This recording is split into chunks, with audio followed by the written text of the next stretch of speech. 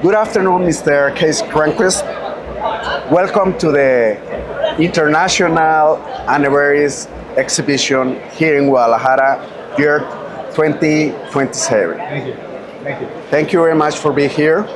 And we want to talk about some expectations and some things that the new trade agreements means to the three countries in the north part of the continent, between Mexico, United States, and Canada. And the berry industries, or the small fruit industry, what's the future for them? Yeah, well, I will say, we see a future in exporting our blueberries, the US blueberries, into Mexico. So I recently participated in a trade mission, 2025, led by the Secretary of Agriculture, along with the Undersecretary Luke Lindbergh, to go to Mexico City and help establish more trading opportunities of US fruit coming into Mexico. Obviously, we're well aware of the fruit that's coming from Mexico to the United States, but I think what that is really symbolizing is the interconnectedness of our interest as a category. It's not a one-way street. There is a two-way street, and I think it's our focus in the years ahead with the resources that we have for market development. Mexico is one of our top three markets. Okay, this Mexico represents more than 130 million inhabitants. That's a good market for small fruits. It is. But the new scenarios, the challenges that we have to deal with these policies of our presidents, how do you think that will be the best part to increase this relationship and this trade? Yeah, so one of the things we recently participated in was providing data and information to both USTR, the U.S. Trade Representative, Jameson Greer's office, as well as to the administration generally, about the data that we have on Mexico, on Peru, on Chile, on Canada. Those are our four primary export communities that provide fruit into the United States, importers for the United States. And I think that data speaks for itself. Obviously, the U.S. industry is not able to produce blueberries 12 months out of the year. So we have depended on imports for many years in order to drive the category to where it's at today for providing blueberries to consumers 365 days a year.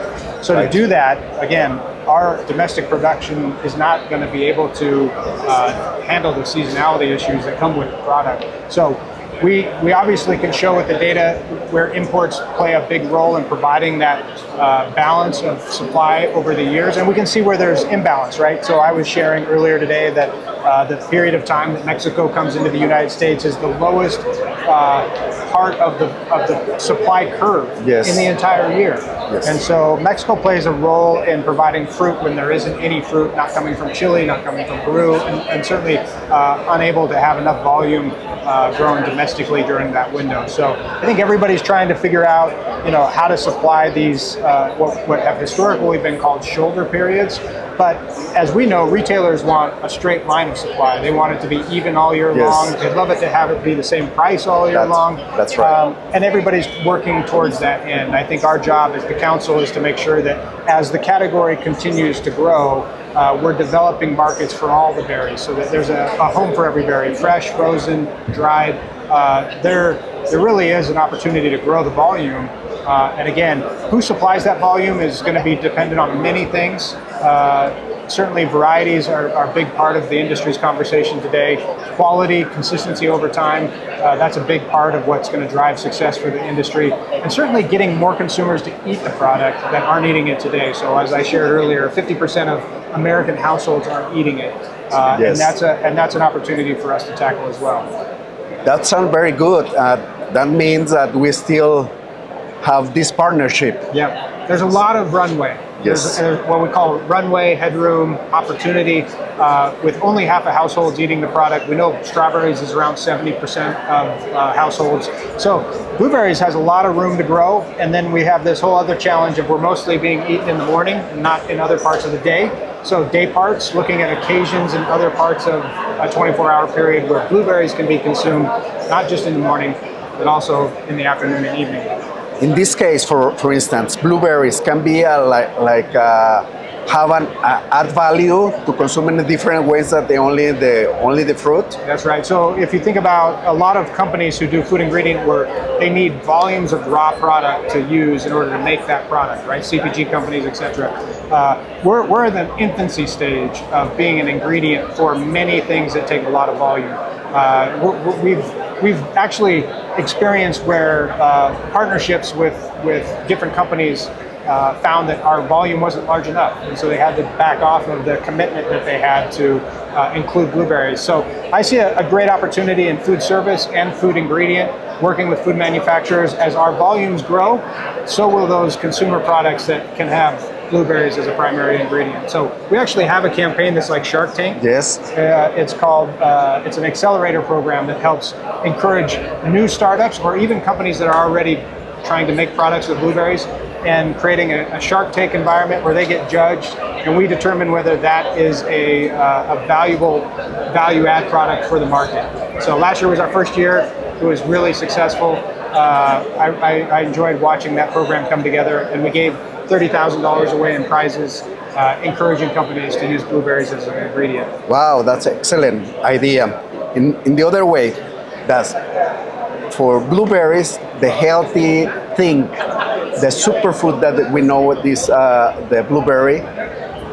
Can you explain us a little bit more about the healthy, the production and the supply to the people in the new way to change the habits of eating and the benefits that they have when they consume blueberries? Yeah, and the good news is the work we're doing is helping to inform the government, who's helping to inform consumers on what's healthy. And so the dietary guidelines in the United States just recently came out. Blueberries is at the top of that pyramid, if Yes. you will. It's an inverted pyramid, but it's at the top, highlighting to consumers that the work we've done over many years, and we've spent over $14.5 million on health research projects. We've continued to invest in health research as a cornerstone of our messaging for blueberries. And again, like I said earlier today, consumers know blueberries are healthy. It's our job to help introduce blueberries in new ways, and certainly to make sure that the health halo that's been created over the years is maintained. So we just recently did some work to understand what it meant to have a health halo. We figured out what our score was in the health Yes. halo, and our job is to make sure that for this industry, we maintain that health halo in everything that we do. Excellent. Anyone you want to add? Well, I would just say that, you know, as the theme of Aneberries was "We work better when we work together," was a really great opportunity for speak about the relationship we have with Mexico, with other countries, certainly as an industry. I think when we work together, we find that there's a lot of value in what everybody's bringing to the table, and the opportunity we have is to grow this category. So we've got to face the challenge of supply head on, and so as long as USHBC is able to do its work to kind of stay ahead of that supply curve, I think we have a tremendous opportunity ahead in being successful as a category. Excellent. Thank you very much to be here in Aneberries. And the last message that you want to do with our people in Mexico to buy your blueberries. Yeah, well, I think everybody should consider other opportunities to include blueberries in ingredient use, or more important, different parts of the day. So think of blueberries as a healthy snack. I know everybody knows they're healthy, but it's a great grab-and-go treat. And the fantastic news is we've got increasing amount of new varieties that are coming out that make eating blueberries fun.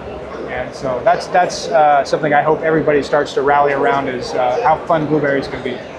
Thank you very much for being here. All right, my pleasure. Thank you.